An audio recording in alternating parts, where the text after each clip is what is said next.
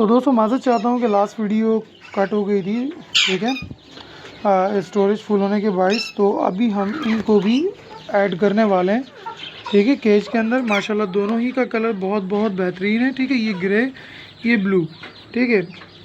ये लेकिन मुझे ब्लू टर्काइस में लगता है, लेकिन इतना मुझे कलर म्यूटेशन के बारे में इल्म नहीं है अभी, ठीक है। तो चलो भाई इनको भी हम ऐड करते हैं इनके न्यू केज के अंदर। तो आ जाओ भाई, बारी बारी आ जाओ दोनों। चलो जाओ, चलो, अरे जाओ भी, चलाओ ग्रे।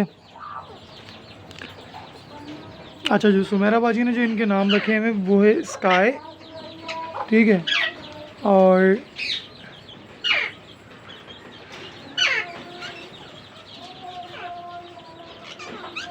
स्मोकी, ठीक है।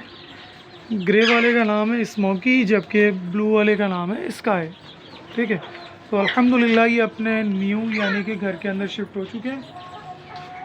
तो अब मज़ीद देखते हैं इंशाल्लाह इनकी क्या प्रोग्रेस रहती है हमारे पास, ठीक है। और दुआ को हूँ ये हूँ कि कन्योर इन्हें हिट ना करें और ये उन्हें हिट ना करें, ठीक है।